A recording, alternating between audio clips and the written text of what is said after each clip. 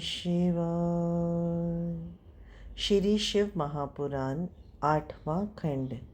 सूत जी ने कहा, हे शौनक आदि ऋषियों, नारद जी इतनी कथा सुनकर ब्रह्मा जी से बोले, हे पिता, यद्यपि आपने शिव जी के अनेक चरित्रों का वर्णन किया है तो भी मुझे तृप्ति नहीं होती है। अस्तु, मैं यह चाहता हूँ कि आप अन्य शिवालयों की महिमा का वर्णन करने की कृपा करें। यह सुनकर ब्रह्मा जी बोले, हे पुत्र, शिवलिंगों की कोई संख्या नहीं है, लिंग से भिन्न अन्य कोई वस्तु नहीं है।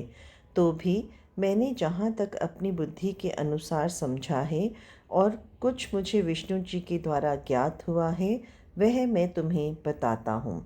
हे नारद, आकाश, अंतरिक्ष, पृथ्वी तथा पाताल में शिवजी ने जहाँ कहीं किसी देवता, मनुष्य अथवा दैत्य को अपना दर्शन दिया है, वहीं वे लिंग रूप होकर स्थित हो गए हैं। उन शिवलिंगों का पूजन करने से अत्यंत आनंद की प्राप्ति होती है। इस पृथ्वी पर शिवजी के असंख्य लिंग स्थापित हैं। उनमें जो अत्यंत प्रसिद्ध तथा वर्णन करने योग्य हैं, उन्हीं का वृतांत मैं तुमसे कहता हूँ। उन लिंगों में भी जो बड़े तथा अधिक श्रेष्ठ हैं, उन्हें ज्योतिर्लिंग कहा जाता है। ज्योतिर्लिंगों में शिवजी पूर्वांश से विराजमान रहते हैं। उन ज्योतिर्लिंगों का वृत्तांत इस प्रकार है। पहले सोमनाथ सौराष्ट्र में गिरिजा सहित विराजमान हैं। दूसरे मल्लिका अर्जुन श्रीशैल पर स्थित हैं। तीसरे महाकाल उज्जैनी में सुशोभित हैं। चौथे अमरनाथ हिमालय पर्वत पर स्थित हैं। पांचवें केदारेश्वर केदार स्थान में सुशोभित हैं। छठे भीमशंकर डाकिनी तीर्थ स्थल पर स्थित हैं। सातवें विश्वनाथ काशी में विराजमान हैं। आठवें त्र्यंबक गौतमी नदी के तट पर स्थित हैं। नौवें वैद्यनाथ चिता भूमि में निवास करते हैं। 10वें नागेश दारुक वन में सुशोभित हैं। 11वें रामेश्वर सेतु पर ऊपर निवास करते हैं और 12वें द्युतिमान शिव ग्रह में विराजमान हैं।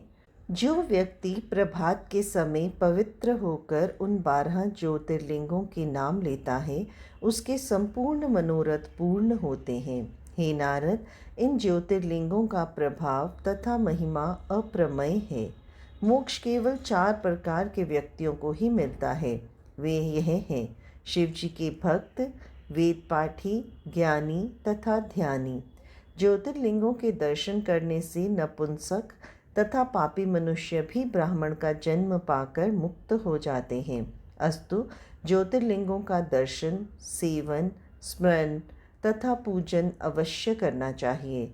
अब मैं तुमसे उपलिंगों का अलग अलग वर्णन करता हूँ। पहले अंतकेश अथवा सोमेश्वर उस स्थान पर विराजमान है जहाँ महासागर नामक समुद्र स्थित है। दूसरा रुद्र नामक उपलिंग भृगु कक्ष में है। तीसरे उपलिंग का नाम दुग्धेश, चौथे का कदम्बेश, पांचवें का भूमिश, छठे का भीमेश्वर, सातवें का लोकनाथ, आठवें का त्र्यंबक तथा त्रिनेत्र, नौवें का बैजनाथ, 10वें का भूतेश्वर, 11वें का गुप्तेश्वर और 12वें का व्यागेश प्रसिद्ध है। इन उपलिंगों के दर्शन से मनुष्य को अत्यंत आनंद प्राप्त होता है। हे नारद, अब तुम उन शिवलिंगों का वर्णन सुनो जो पूर्व दिशा में स्थित हैं। तीर्थराज प्रयाग में ब्रह्मा जी द्वारा स्थापित ब्रह्मेश्वर लिंग विराजमान है। सोमेश्वर नामक शिवलिंग 10 अश्वमेघ तीर्थ पर स्थित है। भारद्वाजेश्वर और माधवेश नामक शिवलिंग शिवटंक में स्थित है। नागेश्वर नामक शिवलिंग संकटेश्वर में स्थित है। काशी में अविमुक्तेश्वर के अतिरिक्त वृद्धबाल, कृतबालेश्वर, तिलभांडेश्वर, दशाश्वमेश्वर, मणिकृतेश्वर, तारेश्वर, गोधूमेश्वर, महाभूतेश्वर, केदारेश्वर, रामेश्वर, बुट्टुकेश्वर, पुरेश्वर और सिद्ध नागेश्वर नामक शिवलिंग भी विराजमान हैं। पत्न देश में दुरेश्वर और मृगेश्वर नामक शिवलिंग भी विराजमान है। वेदों ने जिसकी महिमा का वर्णन किया है, उस बैजनाथ धाम में नागेश्वर, सिद्धेश्वर, विमलेश्वर, कामेश्वर, व्यासेश्वर, भांडेश्वर, ओंकारेश्वर, कुमारेश्वर, शुक्रेश्वर, वटेश्वर, सूर्येश्वर, भीमेश्वर, भूतेश्वर, ज्ञानेश्वर, पुरेश्वर, कोटेश्वर, सपनेश्वर, कर्दमेश्वर तथा अचलेश्वर नामक शिवलिंग विराजमान है। पुरुषोत्तमपुरी में भुवनेश्वर नामक शिवलिंग है। वे अपने दर्शन करने वालों के संपूर्ण कष्टों का निवारण करते हैं। वहाँ शिव जी अपने गुरु जगन्नाथ जी के बदले स्थित होकर सब लोगों की मनोकामनाओं को पूर्ण करते हैं। यह सब लिंग पूर्व दिशा में स्थित है। ब्रह्मा जी बोले, हे नारद, अब मैं मद्गंध लिंग का वर्णन करता हूँ। एक बार कलयुग के प्रारंभ में मैंने इच्छा की कि मुझे एक ऐसा यज्ञ करना चाहिए जिससे धर्म की वृद्धि हो और संपूर्ण पाप नष्ट हो जाए। अस्तु, ऐसा निश्चय करके मैं विष्णु जी के समीप गया और उन्हें अपना मनोरथ कह सुनाया। तदुपरांत मैंने उनसे यह प्रार्थना की कि आप मुझे कोई ऐसा स्थान बता दीजिए जो अत्यंत पवित्र तथा सुंदर हो और जहाँ जाकर मैं अपने यज्ञ को निर्विघ्न कर सकूं। उस समय विष्णु जी ने मुझे यह उत्तर दिया, हे ब्राह्मण, चित्रकूट नामक जो सिद्ध पर्वत है, उसे देखने मात्र से ही मनुष्य पाप रहित हो जाता है। वहाँ मंदाकिनी नदी बहती है जिसमें स्नान करने से संपूर्ण पाप नष्ट हो जाते हैं। वह नदी पर्वत के बीच बहती हुई धनुष के समान प्रतीत होती है। वह स्थान मुझे अत्यंत प्रिय है। तुम वहां जाकर एक पुरी बसाओ और शिवलिंग की स्थापना करो। हम भी 12 अंगुल की प्रतिमा मूर्ति से प्रकट होकर तुम्हारे यज्ञ की वेदी में स्थित रहेंगे। हे ब्राह्मण, त्रेता तथा द्वापर युग में हम संसार में अवतार लेकर संसार को आनंद प्रदान किया करते हैं। अस्तु, आगामी त्रेता युग में हम अपने 4 अंशों द्वारा 4 रूप होकर राजा दशरथ के घर में अवतार लेंगे। दंडक वन में जाकर रामेश्वर लिंग की स्थापना करेंगे और उनकी सेवा करके वरदान प्राप्त करेंगे। तदुपरांत हम परिवार सहित रावण का वध करेंगे। शिवजी की सेवा किए बिना कोई कार्य पूरा नहीं होता। यह बात हम तुमसे बिल्कुल सत्य कहते हैं। अतः तुम्हें भी उचित है कि तुम सर्वप्रथम शिवलिंग की स्थापना करो, तत्पश्चात यज्ञ करना। हे नारद, विष्णु जी की आज्ञा अनुसार मैंने चित्रकूट पर्वत पर पहुंचकर शिवलिंग की स्थापना की और अपने सभी पुत्रों और देवताओं सहित उस लिंग की बहुत प्रकार से पूजा तथा स्तुति की। उस समय हमारी सेवा से प्रसन्न होकर शिवजी ने वहां प्रकट होकर दर्शन दिए और यह कहा, हे ब्राह्मण, तुम जो चाहो वह वर हमसे मांग लो। यह सुनकर मैंने निवेदन किया, हे प्रभु, आप मेरे ऊपर कृपा करके अपने पुरांश सहित उस लिंग में स्थित रहें। मैं यहाँ यज्ञ करना चाहता हूँ और एक पुरी बसाना चाहता हूँ। मेरी इच्छा है कि उस पुरी के आप राजा हों और आपका यह लिंग मद्गयंद के नाम से प्रसिद्ध हो। हे नारद, मेरी इस प्रार्थना को शिवजी ने स्वीकार कर लिया। तदुपरांत शिवजी उस लिंग के भीतर प्रवेश कर गए। तब मैंने उस स्थान पर यज्ञ करके विष्णु जी के निमित्त एक पुरी बसाई। उस पुरी को देखने से ही संपूर्ण पाप नष्ट हो जाते हैं। मद्गयंद शिवजी उस पुरी के राजा हुए और वह स्थान कैलाश के नाम से प्रसिद्ध हुआ। मंदाकिनी का घाट शिव गंगा के नाम से प्रसिद्ध हुआ। वहाँ स्नान करने से संपूर्ण पाप नष्ट हो जाते हैं। जो मनुष्य प्रातः काल मंदाकिनी में स्नान करके मद्गयंद शिव जी का पूजन करता है, वह संपूर्ण मनोरथों को प्राप्त करता है और मृत्यु के उपरांत शिवलोक में जाता है। हे नारद, शंकरशन पर्वत में पूर्व दिशा की ओर जहाँ कोट नामक परम पवित्र तीर्थ है, वहीं कोटेश्वर नामक शिवलिंग स्थापित है। उस तीर्थ में स्नान करने से तथा कोटेश्वर लिंग के दर्शन, सेवन तथा पूजन करने से संपूर्ण पाप नष्ट हो जाते हैं। हे नारद, चित्रकूट के दक्षिण ओर से कुछ आगे चलकर पश्चिम की ओर तुगार्ण्य नामक पर्वत है, जहाँ गोदावरी नदी बहती रहती है।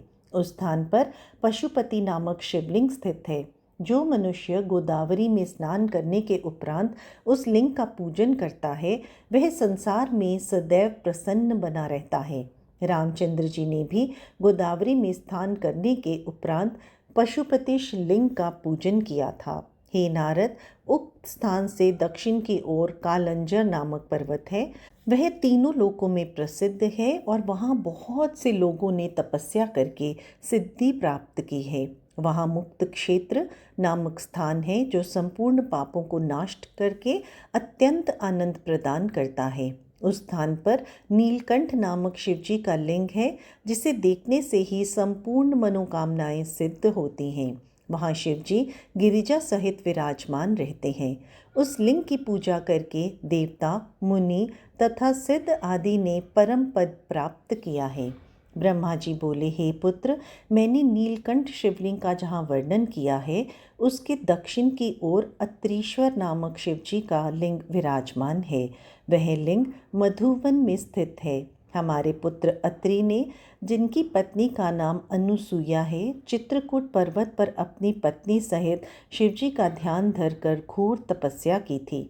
उन्हीं दिनों ऐसा अकाल पड़ा कि 100 वर्षों तक संसार में पानी नहीं बरसा। इसलिए सब ऋषि मुनि तथा संसारी प्राणी दुखी हो गए।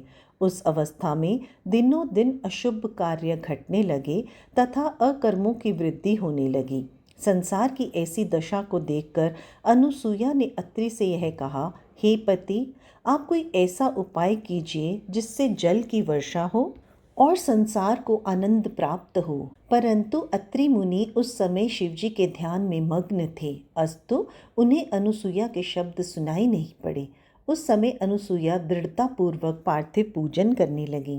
हे नारद, अनुसुईया के तप से प्रसन्न होकर शिवजी उसके सम्मुख प्रकट हुए। उस समय शिवजी का दर्शन प्राप्त करने के हेतु सभी देवता तथा ऋषि मुनि उसी स्थान पर आ पहुँचे। अत्रि और अनुसुईया की उस तपस्या और सौभाग्य को देखकर सब लोगों को अत्यंत आश्चर्य हुआ और विष्णु जी आदि सब देवताओं ने एक स्वर से यह घोषणा की कि तप एवं उपासना के निमित्त शिवजी से अधिक श्रेष्ठ अन्य कोई नहीं है। वेद ने भी यही बात कही। तत्पश्चात सब देवता आदि तो अपने अपने स्थान को चले गए, परंतु शिवजी वहीं स्थित रहे। शिवजी के कारण गंगा भी वहीं रही। इस प्रकार अत्रि मुनि को तपस्या करते हुए 54 वर्ष का समय और व्यतीत हो गया। एक दिन अत्रि मुनि ने अपने ध्यान को छोड़कर अनुसुईया से जल मांगा। तब अनुसुईया कमंडलू हाथ में लेकर जल प्राप्त करने के लिए वन में इधर उधर भ्रमण करने लगी। उस समय अनुसुईया को चिंतित देखकर गंगा ने उनके समीप पहुंचकर यह कहा, हे अनुसुईया, भला यह तो बताओ कि तुम कहाँ जा रही हो। हे नारद, गंगा जी के मुख से ऐसे वचन सुनकर अनुसुईया ने प्रसन्न होकर पूछा, हे बहन, आप कौन हो और किस लिए खड़ी हो? तुम्हें देखने से मेरे हृदय में अत्यंत प्रीति उत्पन्न हुई है, इसलिए तुम मुझे अपना सब वृत्तांत बताओ। उस समय गंगा ने उत्तर दिया, हे अनुसुईया, मेरा नाम गंगा है और मैं तुम्हारे अधीन हूँ। अब तुम्हें जो चाहिए वह वर मुझसे मांग लो। यह सुनकर अनुसुईया ने कहा, हे गंगे, यदि ऐसी बात है तो तुम यहीं रहो और मुझे अपने पति के लिए जल प्रदान करो। हे नारद, यह सुनकर गंगा जी वहीं स्थित हो गईं। तदुपरांत उन्होंने अनुसुईया के कमंडलू को जल से भर दिया। अनुसुईया उस जल को लेकर अत्रि के पास जा पहुंची। तब अत्रि ने जल पीकर अनुसुईया से पूछा, हे प्रिय, तुम यह जल कहाँ से लाई हो? अनुसुईया ने उन्हें सब हाल कह सुनाया। उस वृतांत को सुनकर अत्रि मुनि अपने आसन से उठकर गंगा जी के समीप जा पहुँचे और वहाँ स्नान करके स्तुति करने लगे। अनुसुईया ने भी अत्यंत प्रसन्नतापूर्वक गंगा में स्नान किया। उस समय गंगा ने अत्रि और अनुसुईया से इस प्रकार कहा, तुम्हारी तपस्या पूर्ण हो चुकी है, अस्तु अब मैं यहाँ से जाती हूँ। गंगा के ऐसे वचन सुनकर अत्रि और अनुसुईया ने उनसे वहीं रहने की प्रार्थना की। तब गंगा ने कहा कि यदि तुम मुझे 1 वर्ष के शिव पूजन का फल प्रदान करो तो मैं यहाँ रह सकती हूँ। अनुसुईया ने इस बात को स्वीकार कर लिया और गंगा जी वहीं स्थित हो गईं। उसी समय शिवजी भी अपने मुख्य चिन्हों सहित उस स्थान पर प्रकट हो गए। हे नारद, शिवजी के दर्शन पाकर अत्रि तथा अनुसूया अत्यंत प्रसन्न हुई और प्रार्थना करते हुए कहने लगे, हे प्रभु, आप यहीं स्थित रहिए। अत्रि की प्रार्थना स्वीकार कर शिवजी गंगा सहित उस लिंग में स्थित हो गए जिसकी स्थापना अत्रि तथा अनुसूया ने की थी। अत्रि ने जो लिंग स्थापित किया था वह अत्रीश्वर शिवलिंग के नाम से प्रसिद्ध हुआ और गंगा मंदाकिनी नाम से विख्यात हुई। तब अनेक ऋषि मुनि अपने परिवार सहित उस स्थान पर आकर रहने लगे। शिवजी की कृपा से उसी समय संसार में बड़े जोर की वर्षा हुई, जिससे सब प्राणियों को आनंद प्राप्त हुआ। जो मनुष्य अत्रीश्वर शिवलिंग के दर्शन करता है उसके सभी मनोरथ पूर्ण होते हैं। ब्रह्मा जी ने कहा, हे नारद, नर्मदा नदी के तट पर असंख्य शिवलिंग हैं। उनकी गणना किसी प्रकार नहीं हो सकती। उस नदी में जितने भी पत्थर पड़े हुए हैं वे सब शिव रूप हैं। उनकी महिमा अपार है।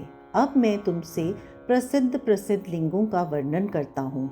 उन शिवलिंगों के नाम इस प्रकार हैं: अवतारेश्वर, परमेश्वर, सुखेश्वर, ब्रह्मेश्वर, रमेश्वर, विमलेश्वर, मदनेश्वर, कुमारेश्वर, पुंडरीकपति, मंडपेश्वर, तीक्ष्णेश्वर, धनुर्धरेश्वर, शूलेश्वर, कुंभेश्वर, कुबेरेश्वर, भीमेश्वर, सुरेश्वर, नागेश्वर, रामेश्वर, नंदेश्वर, कंटकेश्वर तथा चंद्रेश्वर।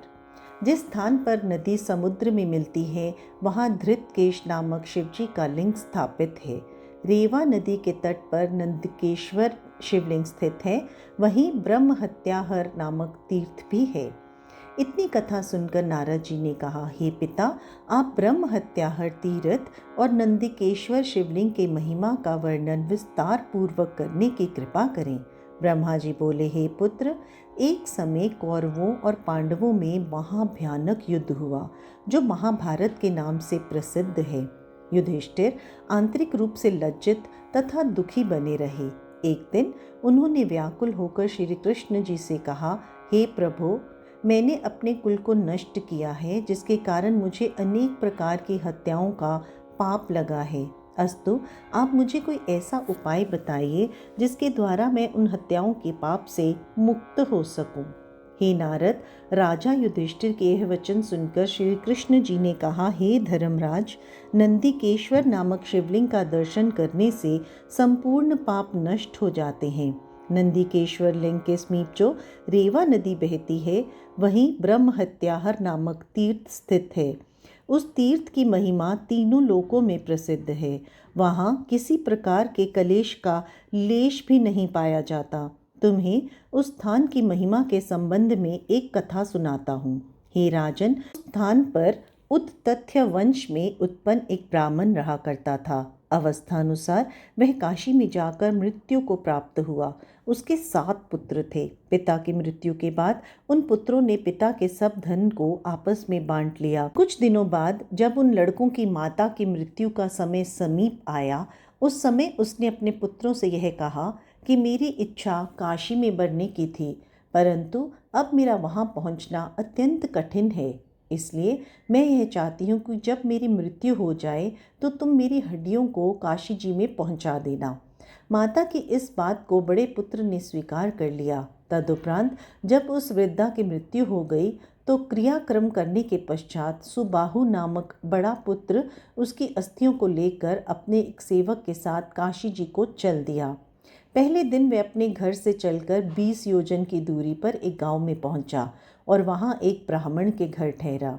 हे नारद, उस समय यह चरित्र हुआ कि जब 4 घड़ी रात्रि व्यतीत हुई तब घर का स्वामी घर के भीतर पहुंचा और उसने ये चाहा कि गौ को घर में बांधकर उसका दूध दूहे। उसी समय गाय के बछड़े ने क्रुद्ध होकर उस ब्राह्मण को एक लात मारी कि वह मूर्छित होकर पृथ्वी पर गिर पड़े। जब उसे चेतना प्राप्त हुई तो उसने उस बछड़े को इतना मारा कि वह भी मूर्छित होकर पृथ्वी पर गिर पड़ा। इसी बीच में ब्राह्मण ने गौ दूह ली। तदुपरांत वह बछड़े को रस्सी से बांधकर चला गया। अपने पुत्र की यह दशा देखकर गौ अत्यंत व्याकुल होकर रोने लगी। गाय ने कहा, प्रातः काल जब ब्राह्मण का पुत्र मुझे दूहने के लिए आवेगा तब मैं अपने सींगों से छेद कर उसे मार डालूंगी।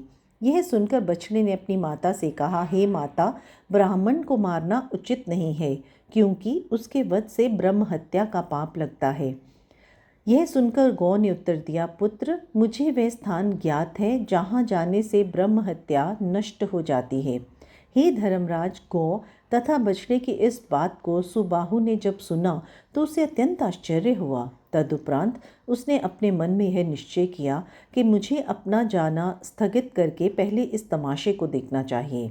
निदान जब सवेरा हुआ तो घर का स्वामी ब्राह्मण तो बाहर चला गया और उसका पुत्र गाय को दूहने के लिए जैसे ही उसके समीप पहुंचा, वैसे ही गौ ने उस ब्राह्मण पुत्र को अपने सींग पर उठाकर मार डाला। ब्रह्म हत्या के कारण उस गौ के शरीर का रंग श्वेत के स्थान पर काला हो गया। उस समय जब लोगों ने उस गौ के बंधन खोल दिए, तब वह अपनी पूंछ उठाकर एक ओर को भाग चली। सुबाहु इस दृश्य को देखकर ब्रह्म हत्याहर तीर्थ का पता जानने के लिए अपने सेवक सहित उस गौ के पीछे पीछे चल दिया। तब वह गौ नंदिकेश्वर शिवलिंग वाले स्थान पर पहुंचकर रेवा नदी में स्नान करके पहले की भांति श्वेत हो गई। हे नारद, शिवजी का वह लिंग नंदिकेश्वर के नाम से प्रसिद्ध हुआ। वही लिंग अंश रूप होकर वितल लोक में हाटकेश्वर के नाम से प्रकट हुआ। उस समय ब्राह्मणी ने गंगा जी से, जो शिवजी के साथ आई थी, यह प्रार्थना की, हे गंगे, मुझे आपके दर्शनों से अत्यंत आनंद प्राप्त हुआ है। मेरी यह इच्छा है कि आप भी इसी स्थान पर स्थित रहें।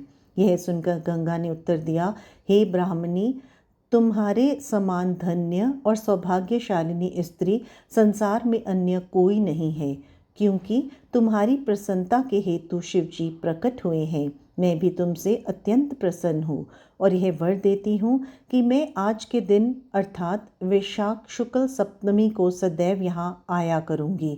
इतना कहकर गंगा जी अंतर्ध्यान हो गई। उसी दिन से वह स्थान तीर्थ रूप में प्रसिद्ध हो गया। हे नारद, जो मनुष्य उस तीर्थ में जाकर स्नान करता है, उसके संपूर्ण पाप नष्ट हो जाते हैं और उसे दोनों लोकों में आनंद मिलता है। यह चरित्र अत्यंत पवित्र और मनोभिलाषा पूर्ण करने वाला है। ब्रह्मा जी ने कहा, हे पुत्र, रेवा नदी शिवजी को गिरिजा के समान अत्यंत प्रिय है। इस नदी के सभी पत्थर शिवलिंग के समान पूजा करने योग्य हैं। रेवा के दोनों तटों पर शिवजी के असंख्य मंदिर हैं। इसी नदी के उत्तर की ओर हनुमान द्वारा स्थापित कपीश्वर नामक शिवलिंग है। इस कथा को सुनकर नारद जी ने कहा, हे पिता, आप इस चरित्र का विस्तार पूर्वक वर्णन कीजिए और बताइए कि हनुमान को ब्रह्म हत्या का पाप किस प्रकार लगा। ब्रह्मा जी बोले, हे नारद, रामचंद्र जी की मनोकामना पूर्ण करने के हेतु शिवजी ने हनुमान नामक वानर का अवतार लिया। उन्होंने हर प्रकार से रामचंद्र जी की सहायता की और संसार में रामदूत के नाम से प्रसिद्ध हुए। रावण का कुल सहित नाश करके वे रामचंद्र जी, लक्ष्मण तथा सीता को लेकर अयोध्या जा पहुँचे। हे नारद, रावण ब्राह्मण था, अस्तु उसका वध करने के कारण रामचंद्र जी ने बहुत दिनों तक पश्चाताप किया।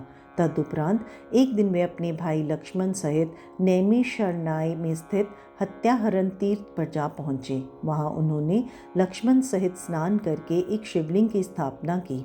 ऐसा करने में उनका संपूर्ण पाप नष्ट हो गया।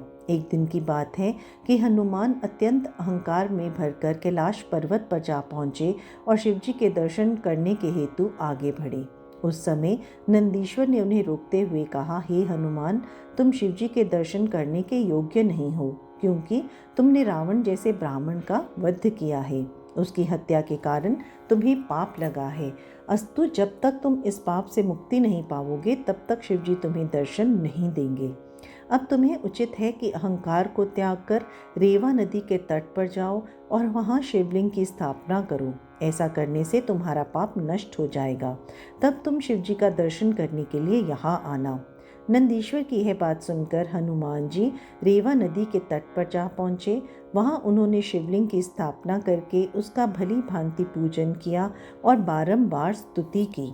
उस समय शिवजी ने हनुमान के सम्मुख प्रकट होकर यह कहा, हे हनुमान, हम तुमसे अत्यंत प्रसन्न हैं। यद्यपि तुम हमारे ही स्वरूप हो, तो भी हमने तुमसे यह तब इसलिए कराया है ताकि संसार में ब्राह्मण की महिमा स्थिर बनी रहे। इतना कहकर शिव जी अंतर्ध्यान हो गए और हनुमान के हृदय का क्षोभ भी नष्ट हो गया। ब्रह्मा जी बोले, हे नारद, एक दिन मैं और विष्णु जी रेवा नदी में स्नान करने के उपरांत दक्षिण तट की ओर जा बैठे। सब देवता तथा ऋषि मुनि भी वहां आकर इकट्ठे हो गए। उस समय सबने मुझसे तथा विष्णु जी से पूछा कि आप हमें यह बताने की कृपा करें कि संसार में श्रेष्ठ देवता कौन हैं, जो नाशरहित, ब्रह्म, निर्दोष, संपूर्ण सृष्टि के स्वामी, निर्गुण, अलख, अजन्मा, ईश्वर का भी ईश्वर, विश्वंभर तथा प्रलय करने वाला हो। हे नारद, देवताओं और ऋषियों के ऐसे वचन सुनकर सर्वप्रथम मैंने शिव जी की माया में मोहित होकर यह उत्तर दिया, हे देवताओं तथा मुनियों, मैं तीनों लोकों का स्वामी हूँ। मेरे मुख से निकले हुए इन शब्दों को सुनकर विष्णु जी ने अत्यंत क्रुद्ध होकर कहा, हे ब्रह्मन, अरे तुम तो हमारे नाभि कमल द्वारा उत्पन्न हुए हो, फिर भला पर ब्रह्म कैसे हो सकते हो? हम तुम्हारे स्वामी हैं और तुम हमारे अधीन हो। हे नारद, इस प्रकार शिव जी की माया में मोहित होकर विष्णु ने भी अपने को पर ब्रह्म ठहराया। तब हम दोनों परम तत्व को भूलकर अपने को ब्रह्म ठहराते हुए परस्पर विवाद करने लगे। उस समय सब लोगों ने यह निश्चय किया कि वेद जिसे पर ब्रह्म कह दे उसी को सबसे बड़ा और सबका स्वामी माना जाए। सब सभासदों की इस बात को सुनकर मैंने वेदों का स्मरण किया। जब वे आए और उनसे यह पूछा गया कि तुम हमें यह बताओ कि पर ब्रह्म कौन है, तब उन्होंने इस प्रकार उत्तर दिया, हे देवताओं, जो तीनों गुणों से भिन्न और स्वयं प्रकाशित हैं, जिनके शरीर में करोड़ों ब्रह्मांड वर्तमान हैं और योगी जन जिनका प्रयत्न पूर्वक ध्यान करते हैं, वे सबके स्वामी भगवान सदाशिव ही पर ब्रह्म हैं। भगवान सदाशिव सदैव एक रस रहते हैं तथा संसार का प्रलय भी वही करते हैं। ब्रह्मा तथा विष्णु जी उन्हीं की आज्ञा का पालन करते हुए सृष्टि की रचना और भरण पोषण का कार्य करते हैं। हे नारद, इस प्रकार वेदों ने शिव जी की प्रशंसा की। उस समय मैंने तथा विष्णु जी ने अपनी मूर्खता में भरकर उनसे इस प्रकार कहा, हे वेदों, तुम्हारा कथन सत्य नहीं है। शिव जी पर ब्रह्म कभी नहीं हो सकते। यह कहकर हमने वेदों को चुप करा दिया। उस समय प्रणव ने हमारी दशा को देखकर इस प्रकार कहा, हे ब्रह्मा तथा हे विष्णु, तुम दोनों संसार को उत्पन्न करने वाले और उनका पालन करने वाले हो, अस्तु तुम्हें ऐसी मूर्खता करनी उचित नहीं है।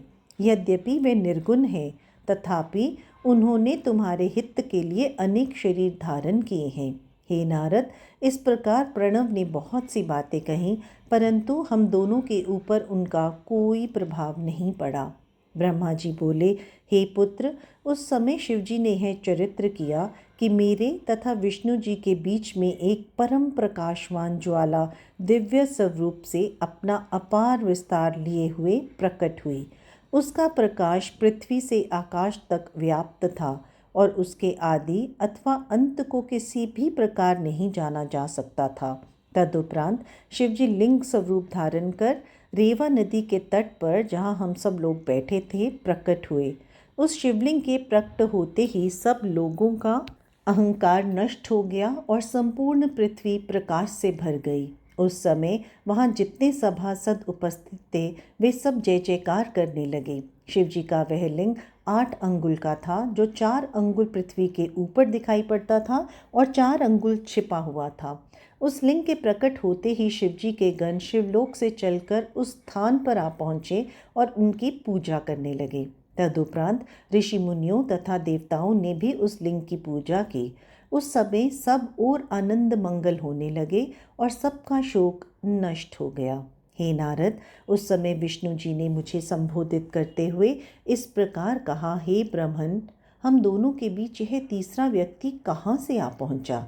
विष्णु जी की बात सुनकर मैंने उत्तर दिया, हे विष्णु जी, अब मुझ में और आप में इस बात का निर्णय भली भांति हो जाएगा कि हम में सबका स्वामी कौन है। यह लिंग 4 अंगुल नीचे और 4 अंगुल ऊपर है। अस्तु, मैं यह कहता हूँ कि हम दोनों में से जो कोई इसे स्पर्श कर ले वही पर ब्रह्म माना जाएगा। यह सुनकर विष्णु जी ने उत्तर दिया, हे ब्रह्मन, हम तुम्हारी बात स्वीकार करते हैं।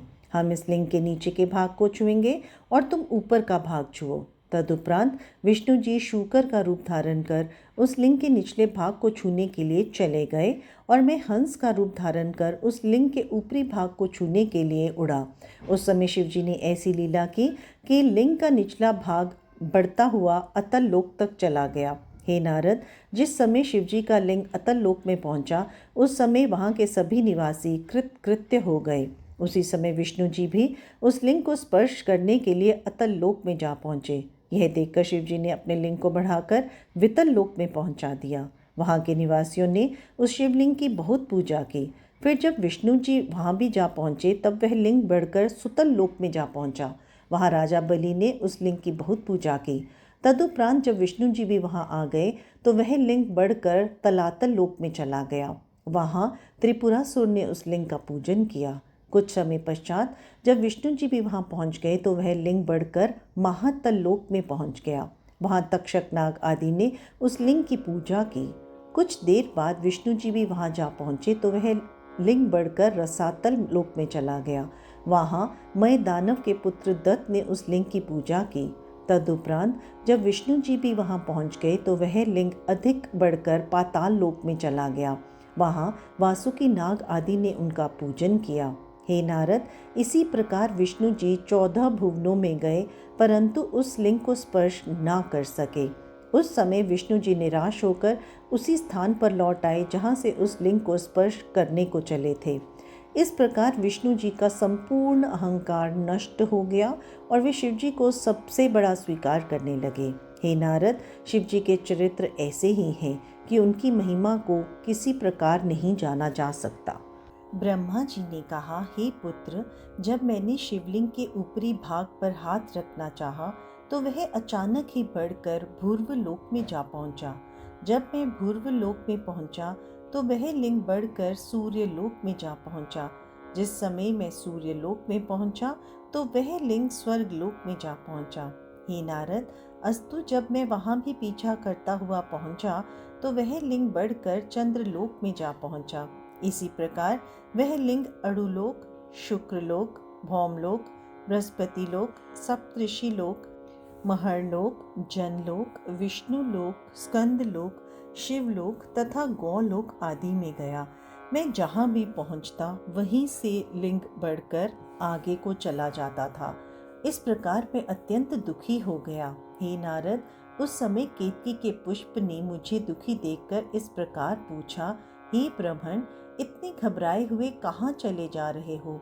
तब मैंने सब वृतांत उसे कह सुनाया। तब केतकी पुष्प ने यह सुझाव दिया, हे ब्रह्मन, अब तुम इस लिंग का पीछा छोड़कर अपने स्थान को लौट चलो। मैं सब लोगों के सामने यह बात कह दूंगा कि तुमने शिवलिंग के ऊपरी भाग को स्पर्श कर लिया है। केतकी पुष्प की यह बात मैंने स्वीकार कर ली। तदुपरांत मैं उसे साथ लेकर रेवा तट की ओर चल दिया। मार्ग में मुझे सुरभि अर्थात गौ मिली। उसने भी केतकी पुष्प के समान मुझसे सब हाल पूछा और मेरे बताने पर वह विश्वास दिलाया कि मैं भी तुम्हारी अभिलाषा पूर्ण कर दूंगी तथा सबके सामने यह कह दूंगी कि तुमने इस मूर्ति को छू लिया है। तब मैं केतकी पुष्प और सुरभि को ले अत्यंत अहंकार में भरकर विष्णु जी के पास पहुंचा। ब्रह्मा जी ने कहा, हे नारद, केतकी पुष्प और सुरभि को साथ लिए हुए मैंने विष्णु जी के समीप जाकर कहा कि मैंने लिंग के ऊपरी भाग को वास्तव में छू लिया है। यदि आपको विश्वास न हो तो इन दोनों साक्षियों से पूछ लीजिए। यह सुनकर जब विष्णु जी ने केतकी तथा सुरभि से पूछा तो उन्होंने उत्तर दिया, हे विष्णु जी, हम पक्षपात रहित होकर यह बात कहते हैं कि ब्रह्मा ने शिवलिंग के ऊपरी भाग को अवश्य छू लिया है। हे नारद, केतकी तथा सुरभि के ऐसे मिथ्या वचन सुनकर शिवजी अत्यंत क्रुद्ध हुए। उसी समय उच्च स्वर में यह आकाशवाणी हुई, अरे मूर्खों, तुम धर्म के विरुद्ध झूठ क्यों बोल रहे हो? ब्रह्मा हमारे लिंग का स्पर्श कब कर पाए हैं? हे केतकी, मिथ्या भाषण के कारण हम तुम्हें यह श्राप देते हैं कि आज से तू हमारे ऊपर नहीं चढ़ाई जाएगी। तथा हे सुरभि, तुम्हें भी यह श्राप देते हैं कि जिस मुख से तुमने यह बात कही है और अपने को नीच बनाया है, उसी मुख से तुम कलयुग में विष्ठा भक्षण करोगी। हे नारद, इस आकाशवाणी को सुनकर मैं अत्यंत भयभीत हो गया और मेरा संपूर्ण अहंकार पल भर में नष्ट हो गया। उस समय मैंने यह स्वीकार किया कि शिवजी ही परब्रह्म और सबके स्वामी हैं। हम दोनों ने भयभीत होकर अपनी आंखें बंद कर ली। कुछ देर बाद हम दोनों ने आंखें खोली तो शिवजी का केवल एक ही स्वरूप दिखाई देने लगा। उस समय हम दोनों ने शिवजी को अपना स्वामी स्वीकार किया। हे नारद, तदुपरांत मैंने और विष्णु जी ने हाथ जोड़कर शिवजी की बड़ी स्तुति की और यह कहा, हे परम प्रभु, आप हमें अपना सेवक जानकर यहीं प्रकट होकर दर्शन दें। हमारी इस प्रार्थना को सुनकर शिवजी वहां तुरंत प्रकट हो गए। उस समय उनका जो स्वरूप था उसका किसी भी प्रकार वर्णन नहीं किया जा सकता। उसी समय सुरभि ने भी शिवजी की प्रार्थना करते हुए यह कहा, हे प्रभु, यद्यपि मैंने बहुत बड़ा पाप किया है तो भी मैं यह प्रार्थना करती हूँ कि आप कृपा करके मेरे अपराध को क्षमा करें और मेरे मस्तक पर हाथ रखें। इसके अतिरिक्त मेरी यह भी इच्छा है कि मैं दूध की धार से आपका अभिषेक करूं। शिवजी ने हम लोगों की यह प्रार्थना स्वीकार कर ली। तदुपरांत वहां एक बड़ी सभा का आयोजन हुआ और सब लोगों ने शिवजी का पूजन करते हुए उनका बारंबार जय जयकार किया। हे नारद, उस समय शिवजी ने हम सबकी स्तुति सुनकर प्रसन्न हो इस प्रकार कहा, हे ब्रह्मा तथा हे विष्णु, हमने तुम्हारा गर्व नष्ट करने के लिए ही अपने स्वरूप को लिंग रूप में प्रकट किया था। अब भविष्य में तुम कभी भी किसी प्रकार का अभिमान मत करना। जो व्यक्ति हमारे लिंग की पूजा करेगा उसके घर में सब प्रकार रिद्धि सिद्धियां भरी रहेंगी। इस प्रकार सबको वरदान देने के उपरांत शिवजी अंतर्ध्यान हो गए। तब अन्य सब लोग भी शिवजी की जय जयकार करते हुए अपने अपने स्थान को चले गए। हे नारद, इस चरित्र को जो कोई व्यक्ति पढ़ता, सुनता अथवा दूसरों को सुनाता है वह इस लोक में अत्यंत प्रसन्न रहता है और परलोक में मोक्ष पद प्राप्त करता है। ब्रह्मा जी ने कहा, हे नारद, अब मैं पश्चिम दिशा के शिवलिंगों का वर्णन करता हूँ। उसका पूजन, दर्शन तथा स्मरण करने से सुख, संपत्ति, यज्ञ, कीर्ति, संतान आदि की प्राप्ति होती है। अब तुम उन लिंगों का वृतांत सुनो। हे नारद, द्रुप्तपुरी में रामेश्वर नामक शिवलिंग विराजमान है। वहीं कालेश्वर नामक दूसरा शिवलिंग भी है। यह दोनों लिंग अपने भक्तों को आनंद प्रदान करते हैं। मधुपुरी अर्थात मथुरा में गोपेश्वर नामक शिवलिंग है, जिसकी पूजा करके गोपों ने अत्यंत सुख प्राप्त किया था। श्री कृष्ण जी ने भी गोपेश्वर शिवलिंग का पूजन करके तीनों लोकों का राज्य पाया था। वहीं रंगेश्वर नामक दूसरा शिवलिंग है। यह दोनों लिंग अपने भक्तों का कल्याण करने वाले हैं। कान्याकुब्जपुर अर्थात कन्नौज के समीप मद्दारेश्वर नामक शिवलिंग है। उसके दर्शन मात्र से ही संपूर्ण पाप नष्ट हो जाते हैं। द्वारकापुरी में द्वारकेश्वर नामक शिवलिंग है। हे नारद, अब मैं उन लिंगों का वर्णन करता हूँ जिनकी महिमा तीनों लोकों में प्रसिद्ध है। पश्चिम समुद्र के तट पर गोकर्ण नामक एक तीर्थ है, जिसका स्मरण करने मात्र से ही तीनों प्रकार के पाप नष्ट हो जाते हैं। संसार में पापों को नष्ट करने वाला गोकर्ण तीर्थ के समान अन्य कोई तीर्थ नहीं है। अन्य स्थानों में करोड़ों वर्षों तक तपस्या करने से जो फल प्राप्त होता है, वही फल गोकर्ण तीर्थ में एक दिन तपस्या करने से ही प्राप्त हो जाता है। हे नारद, ऐसे परम पुनीत गोकर्ण क्षेत्र में महाबल नामक शिवजी का लिंग स्थापित है। उस लिंग का स्पर्श रावण भी नहीं कर पाया था। उस लिंग की स्थापना गणपति ने की है।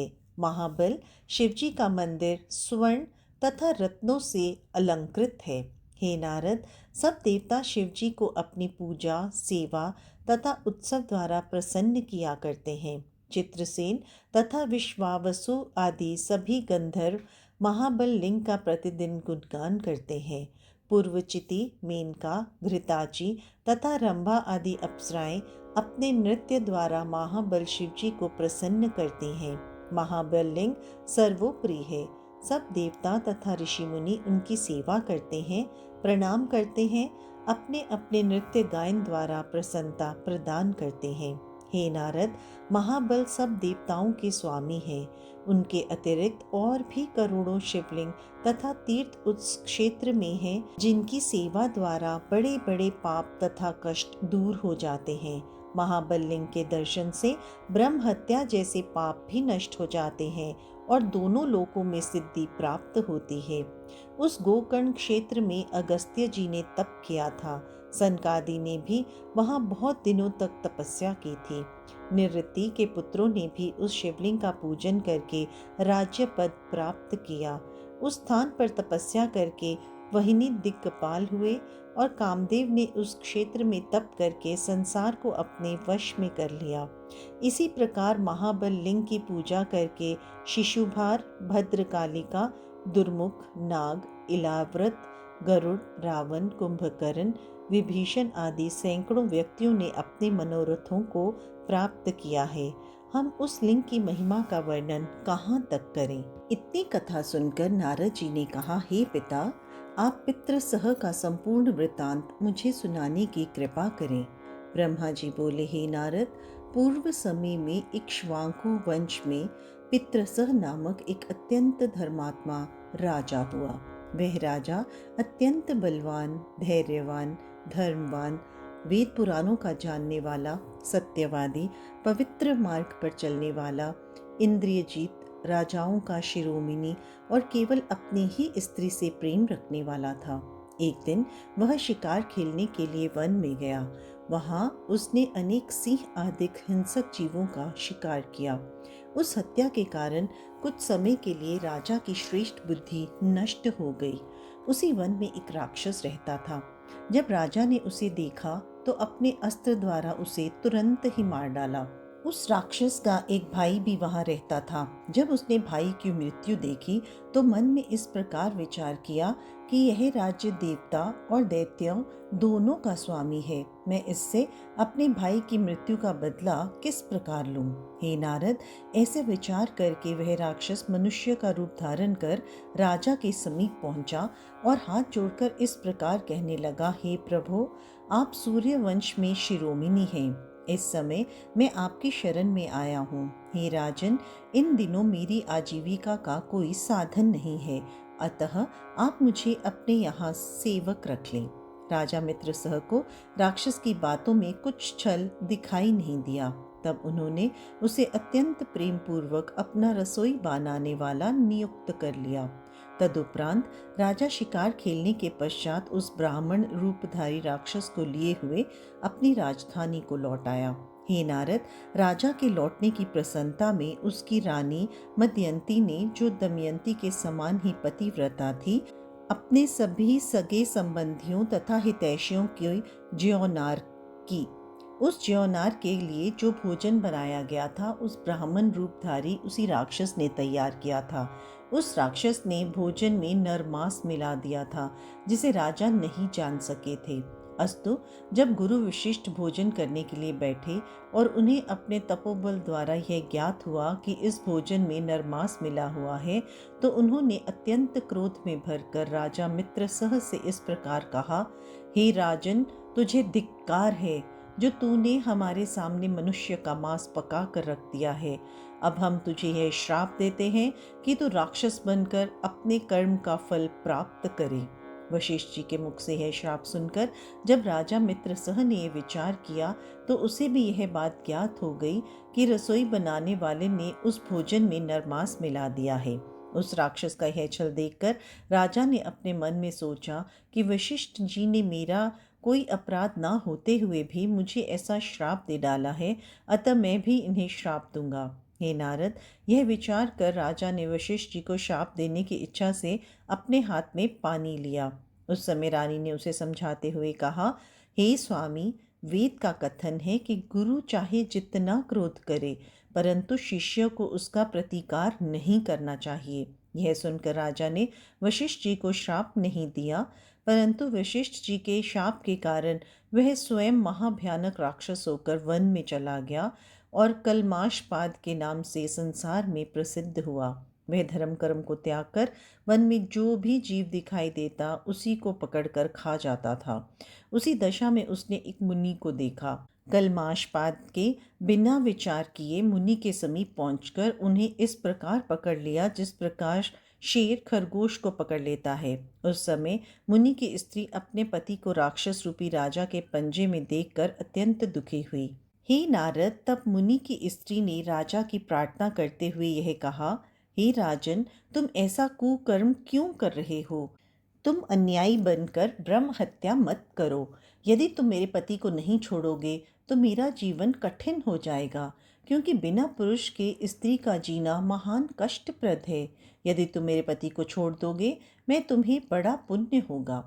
हे नारद, इस प्रकार मुनि पत्नी ने राजा की बहुत अनुन्य विनय की, परंतु राक्षस रूपी राजा को कुछ भी दया नहीं आई। वह उसके सामने ही ब्राह्मण का सिर तोड़कर उसे खा गया। यह देखकर उसकी स्त्री ने सती होने की तैयारी करी। तदुपरांत चिता बनाकर जब वह उसमें बैठी तो राजा को श्राप देते हुए इस प्रकार कहने लगी, हे राजन, जब तुम अपनी स्त्री के साथ भोग करना चाहोगे उस समय तुम्हारी मृत्यु हो जाएगी। इतना कहकर वह मुनि पत्नी अपने पति के साथ ही देवलोक को चली गई और वहां अनेक प्रकार के सुंदर भोग भोगने लगी। इधर शाप की अवधि समाप्त होने पर राजा भी अपने पूर्व रूप को प्राप्त हो घर लौट आया। राजा की रानी मदयंती को मुनि की स्त्री के श्राप का वृत्तांत ज्ञात हो चुका था। अस्तु, एक दिन जब राजा ने उसके साथ मैथुन करना चाहा, उस समय रानी ने विधवा होने के भय से उसे वह कार्य करने से रोक दिया। परिणाम स्वरूप राजा मैथुन के बिना अन्य भोगों को व्यर्थ समझकर राजपाट त्याग वन को चला गया। उस समय राजा के मंत्रियों ने वशिष्ठ जी के पास जाकर उन्हें सब वृतांत सुनाया और कहा, हे प्रभु, इस समय सूर्यवंश का अस्त हुआ जाता है। अस्तु, आप कोई अनुग्रह करने की कृपा करें। मंत्री की बात सुनकर वशिष्ठ जी ने सूर्यवंश के स्थिर रहने के निमित्त रानी मदयंती द्वारा एक बालक को उत्पन्न किया। उस बालक का नाम अंशुमान अथवा अंशुक हुआ। उसके जन्म लेने पर संपूर्ण संसार के मनोरथ सिद्ध हुए। हे नारद, उधर कलमाशपाद जब वन में पहुंचा तो उसने एक महाभयानक स्त्री को देखा जो उसके पीछे पीछे अत्यंत क्रोधपूर्वक चल रही थी। वह स्त्री ब्रह्म हत्या थी जो ब्राह्मण का वध करने के कारण राजा के पीछे लगी हुई थी।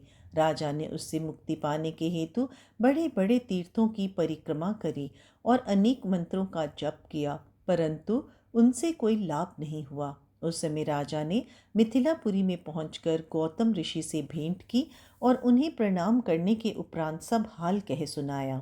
तब गौतम जी ने राजा कलमाशपाद को महाबल शिवलिंग का पूजन करने के लिए कहा। गौतम जी की आज्ञा अनुसार राजा ने गोकर्ण तीर्थ में पहुंचकर स्नान किया और महाबल शिवलिंग का पूजन किया।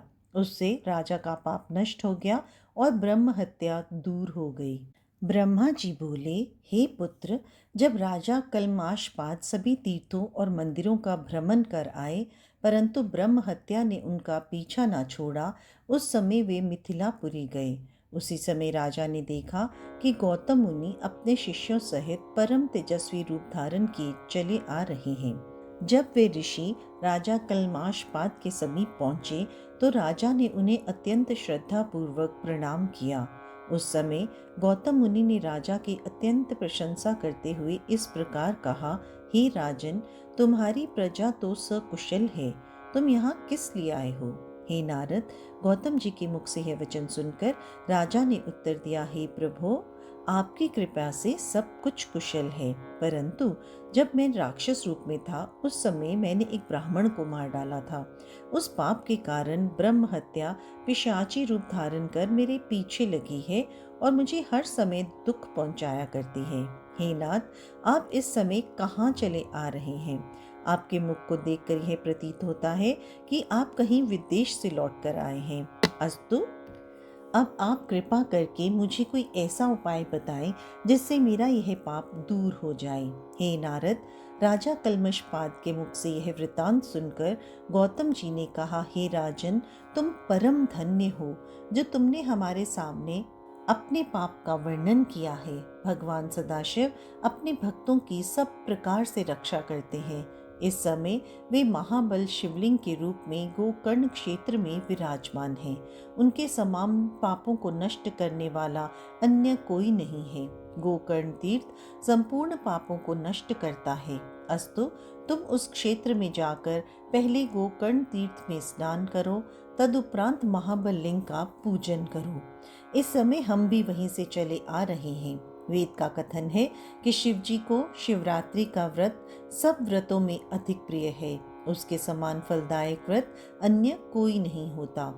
शिवरात्रि का व्रत फागुन की चतुर्दशी को होता है। अस्तु, जो मनुष्य इस दिन व्रत करके रात्रि भर जागरण करता है तथा शिव जी के लिंग का पूजन करता है, उसके संपूर्ण पाप नष्ट हो जाते हैं।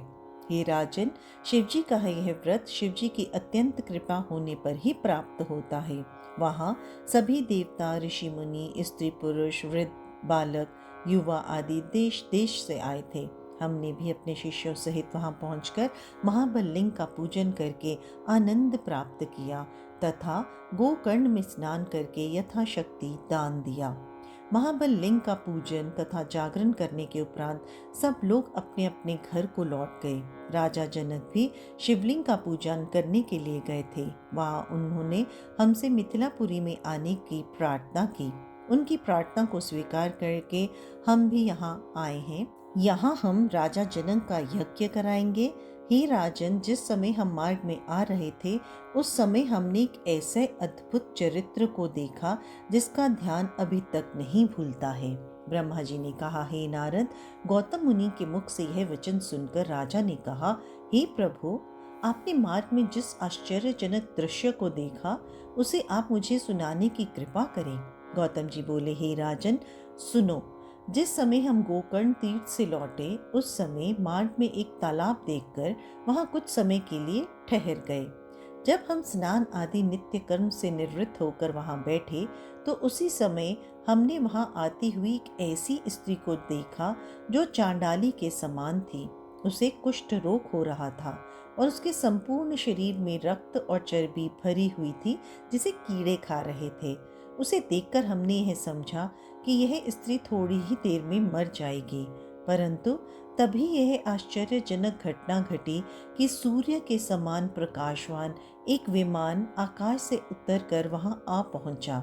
जब वह विमान पृथ्वी पर उतरकर खड़ा हो गया और उसमें से शिवजी के गण उतरे तो हमने प्रणाम करके यह पूछा, हे शिवगणों, आप यहाँ किस लिए आए हैं?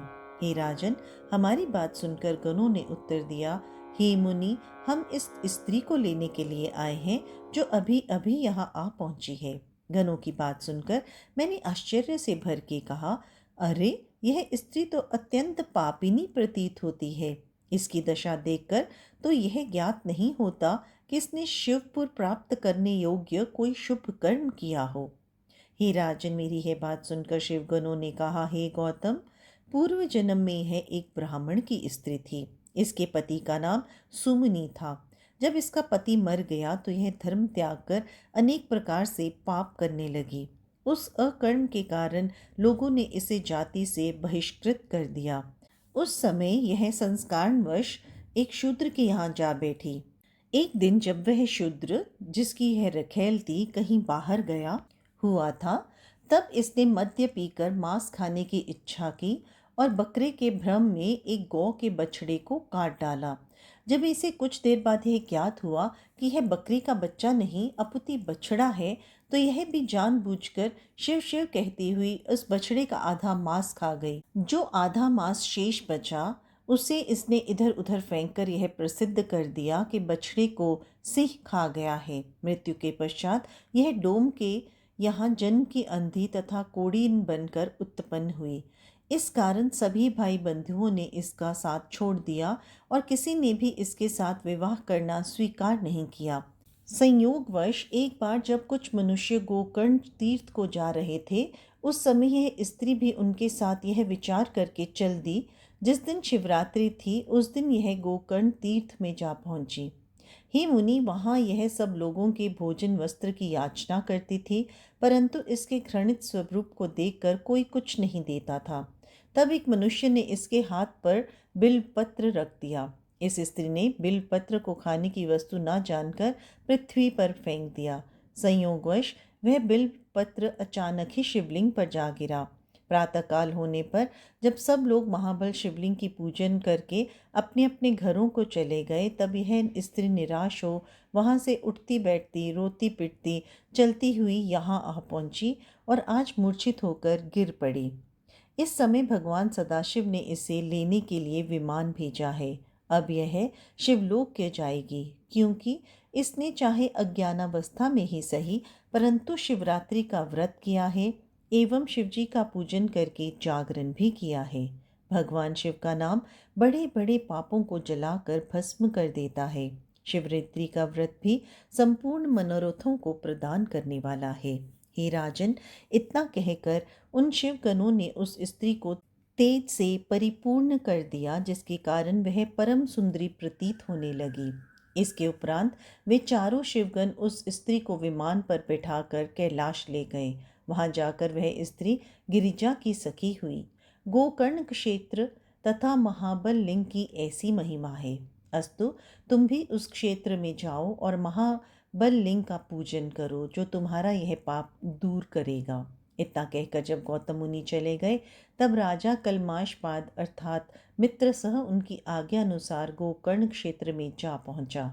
वहां उसने सब तीर्थों में स्नान कर महाबल लिंग का पूजन किया। उसने शिवरात्रि का व्रत करके जागरण किया और उत्सव मनाया। इन शुभ कर्मों के कारण राजा की ब्रह्म हत्या छूट गई, जिससे उसे अत्यंत प्रसन्नता प्राप्त हुई। अंत में वह शिवपद को प्राप्त हुआ। राजा मित्र सह तथा महाबलिंग की यह कथा संपूर्ण रोगों को नष्ट करने वाली है। जो लोग इस चरित्र को पढ़ते अथवा सुनते हैं, वे सदैव प्रसन्न रहते हैं। ब्रह्मा जी बोले, हे नारद, अब मैं उत्तर दिशा के शिवलिंगों का वर्णन करता हूँ। नैमिष नामक प्रसिद्ध क्षेत्र में ललितेश्वर शिवलिंग स्थापित है। उसकी पूजा सभी देवता मुनि आदि करते हैं। उस लिंग को भगवती ललिता जी ने स्थापित किया और उसी स्थान पर अत्यंत कठिन तप करके अपना मनोरथ पाया। ललितेश्वर शिवलिंग की पूजा से असंख्य मनुष्यों को मुक्ति प्राप्त हुई है। उसी स्थान पर दधीचीश्वर नामक एक अन्य शिवलिंग भी है। उसे दधीची मुनि ने स्थापित किया था। जो मनुष्य दधीचीश्वर शिवलिंग का पूजन करता है, वे युद्ध में किसी से नहीं हारता और उसके शरीर में किसी भी शस्त्र का घाव नहीं होता है। हे नारद, अब मैं एक अन्य शिवलिंग का वर्णन करता हूँ, जिसकी पूजा करने से मनुष्यों को प्रसन्नता प्राप्त होती है। मैं जिस गोकर्ण क्षेत्र का वर्णन कर चुका हूँ, वहीं पर चंद्रभाल नामक एक शिवजी का अन्य लिंग स्थित है। उस लिंग को रावण कैलाश से लाया था और अपने घर लिए जा रहा था, परंतु शिवजी उसके साथ ना जाकर वहीं रह गए। उसी लिंग के साथ वैद्यनाथ भी आए, जो चिता भूमि में स्थित हो गए। हे नारद, एक समय रावण ने हिमालय पर्वत पर पहुंचकर अत्यंत कठिन तप किया। वहां उसने शिवजी के एक लिंग की स्थापना कर बहुत होम किया, परंतु शिवजी उस पर किसी प्रकार प्रसन्न न हुए। तब रावण ने अपने 9 मस्तक काटकर शिवलिंग पर चढ़ा दिए। जब उसने 10वां मस्तक भी काट डालना चाहा, उस समय शिवजी उसकी सेवा और लग्न से प्रसन्न होकर तत्काल प्रकट हुए और रावण का हाथ पकड़कर कहने लगे कि तुम जो वर चाहो वह हमसे मांग लो। रावण ने कहा, हे प्रभु, मैं आपको यहाँ से ले जाकर अपने नगर में स्थापित कर सकूं। यह सुनकर शिवजी ने उत्तर दिया, हे रावण, तुम हमारे लिंग को ले जाकर अपने नगर में स्थापित कर सकते हो, परंतु यदि तुमने मार्ग में किसी स्थान पर हमें बीच में रख दिया तो हम वहीं स्थित हो जाएंगे। यह सुनकर रावण चतुराई में भरकर बोला, हे प्रभु, आप 2 स्वरूप धारण करें। हे नारद, रावण की बात सुनकर शिवजी 2 लिंगों के रूप में विभाजित हो गए। तदुपरांत रावण उन दोनों लिंगों को मंजूषा में रखकर अपने नगर को चल दिया। उसी समय शिवजी ने यह माया की कि मार्ग में एक स्थान पर रावण को बड़े जोर से लघु शंका लगी। रावण उस लघु शंका को किसी भी प्रकार रोकने में असमर्थ हो उठा। तब उसने यह विचार किया कि यदि यहाँ कोई व्यक्ति मिल जाए तो मैं उसे कुछ देर के लिए यह मंजूषा देकर लघु शंका कर लूँ। तदुपरांत आगे बढ़ूं। इस विचार से जब रावण ने इधर उधर दृष्टि दौड़ाई तो उसे एक ग्वाला दिखाई दिया जो पशुओं को चरा रहा था। रावण ने उसके पास पहुंचकर ये कहा, हे बंधु, तुम इस मंजूषा को कुछ देर तक उठाए रहो, तब तक मैं लघु शंका कर लेता हूँ। रावण की बात सुनकर गोप ने उत्तर दिया, हे दशानन, मैं एक घड़ी तक इस मंजूषा को अपने हाथ में लिए रहूंगा, तदुपरांत इसे पृथ्वी पर रख दूंगा। गोप की यह बात रावण ने स्वीकार कर ली। हे नारद, एक घड़ी के स्थान पर रावण ने 2 घड़ी तक लघु शंका करता रहा, परंतु उसका मूत्र किसी प्रकार भी न रुका। तब उस गोप ने रावण को संबोधित करते हुए यह कहा, हे रावण, तुम्हें दूना समय व्यतीत हो गया है, अस्तु मैं इस मंजूषा को पृथ्वी पर रखे देता हूँ। इस प्रकार गोप ने उस मंजूषा को पृथ्वी पर रख दिया, जिससे दोनों लिंग उसी स्थान पर स्थिर हो गए। जब रावण लघु शंका करके उठा और दोनों लिंगों को उठाने का प्रयत्न करने लगा तो लिंग अपने स्थान से तनिक भी विचलित ना हुए। तब से वे दोनों लिंग वहीं स्थित थे। जो लिंग पीठ की ओर था वह वैद्यनाथ के नाम से प्रसिद्ध हुआ। उसकी गणना 12 ज्योतिर्लिंगों में की जाती है। जो लिंग सामने की ओर था वह चंद्रभाल के नाम से प्रसिद्ध होकर गोकर्ण क्षेत्र में स्थित हुआ। हे नारद, शिवरात्रि के दिन इन शिवलिंगों का पूजन करने के हेतु देवता, मुनि, सिद्ध, मनुष्य आदि सब लोग चारों दिशाओं से आते हैं। वे सब इन लिंगों का पूजन करके निष्पाप हो जाते हैं। माघ मास की कृष्ण चतुर्दशी के दिन उस स्थान से 4 कोस की दूरी तक सिंह, हाथी आदि सभी दुखदाई जीव वन के भीतर भाग जाते हैं। उस स्थान की यह विचित्रता संसार में प्रसिद्ध है। इन्हीं विचित्र चरित्रों को देखकर सब लोग जय जयकार शब्द का उच्चारण करते हैं तथा भगवान सदाशिव का गुणगान करते हैं। चतुर्दशी तक शिवजी अपने पूर्ण अंश सहित वहां निवास करते हैं। हे नारद, शिवरात्रि का जागरण संपूर्ण मनोरथों को प्रदान करने वाला है। इस कथा को जो व्यक्ति पढ़ता, सुनता अथवा दूसरों को सुनाता है वह इस संसार में प्रसन्न रहकर अंत में शिवपद को प्राप्त होता है।